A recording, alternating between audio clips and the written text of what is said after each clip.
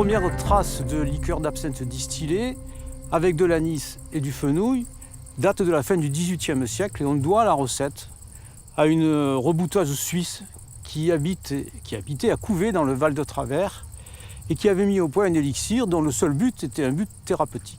Ce produit était prescrit et distribué par le docteur ordinaire qui, avec son cheval, parcourait le Val de Travers et allait vendre son produit. En 1797, Henriette Henriot vend sa recette au major Dubié. L'élixir n'avait pas perdu ses capacités ou ses qualités thérapeutiques, mais il y avait déjà beaucoup d'amateurs qui commençaient à consommer ce produit et la recette avait une valeur marchande. En 1798, le major Dubié construit la première fabrique de liqueur d'absinthe et il s'associe à Henri-Louis Pernot. Et pour répondre à la demande française, Henri-Louis Pernot construit une usine à Pontarlier en 1805. Les affaires se développent jusqu'en 1830.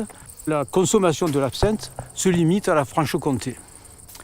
En 1830, les soldats français colonisent l'Algérie. Et les officiers conseillent aux soldats de mettre quelques gouttes d'absinthe dans leur boisson pour soigner les méfaits de la dysenterie ou de la malaria, peut-être aussi pour leur donner un peu de courage pour aller au combat. La bourgeoisie, voyant ces officiers français consommer ce type de produit, s'approprie le produit et les artistes qui fréquentaient les mêmes cafés des boulevards de Paris se laissent séduire rapidement par ce type de produit. Des artistes réputés qui ont laissé des œuvres importantes autour de l'absinthe, Degas, Manet, Victor Oliva, Van Gogh, entre autres, des écrivains, des poètes, Verlaine, Rimbaud, Baudelaire, Edgar Poe, etc., étaient des fervents consommateurs d'absinthe et ont laissé des traces dans le monde de l'art qui sont aujourd'hui connues et reconnues de tous.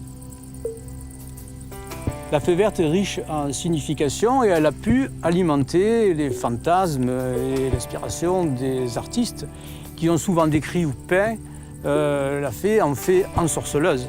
C'est aussi une référence aux caractéristiques supposées, imaginaires et magiques de cet élixir. En 1870, vraiment la consommation augmente. On passe très vite entre 1880 et 1914 de 700 000 litres à 36 millions de litres. Les gens se réunissaient dans les cafés entre 17h et 19h pour prendre l'apéritif. Et à partir du moment où l'absinthe a été quasiment représenté presque 90% des apéritifs que l'on consommait, on a appelé ce créneau horaire l'heure verte, quel que soit l'apéritif que l'on prenait. On commence à voir sur le marché des alcools qui manquent et on utilise à ce moment-là des mauvais alcools, des alcools frelatés de mauvaise qualité et on colore l'absinthe avec du sulfate de cuivre, voire même du sulfate de plomb. Ces produits que Zola appelle dans l'Assommoir des casse-poitrines créent des troubles importants chez les consommateurs. À ce moment-là, un verre d'absinthe est moins cher qu'un verre de vin. Il faut dire aussi que la vigne française avait subi une maladie qui en avait détruit une grande partie et on craignait que l'absinthe remplace le vin. Et les députés des régions viticoles étaient nettement plus importants que les quelques députés de la région du Doubs, du Jura ou de la Franche-Comté. Ces députés ont appuyé les digues anti-alcooliques, soutenus par Pasteur ou par Claude Bernard, par les syndicats, par l'Église catholique et par les associations de défense de la famille qui montent une véritable cabale contre l'absinthe. Et le 17 mars 1915, Raymond Poincaré signe un décret qui interdit la production, la fabrication, la consommation et la distribution de l'absinthe.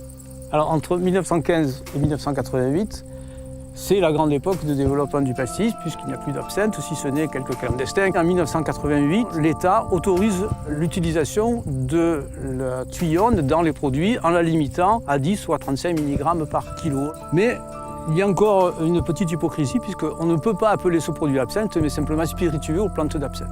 Et puis en 2010, on peut enfin, de façon générale, appeler le produit absinthe. L'absinthe représente encore une histoire extraordinaire et un mythe qui inspire d'une part les artistes encore et d'autre part les jeunes. Et chez les artistes, on a des tableaux de Ron English ou de Pakowski, des jeunes qui s'intéressent à son histoire, qui rapportent ça dans des bandes dessinées ou aujourd'hui, naturellement, de façon beaucoup plus moderne et contemporaine sur les réseaux sociaux.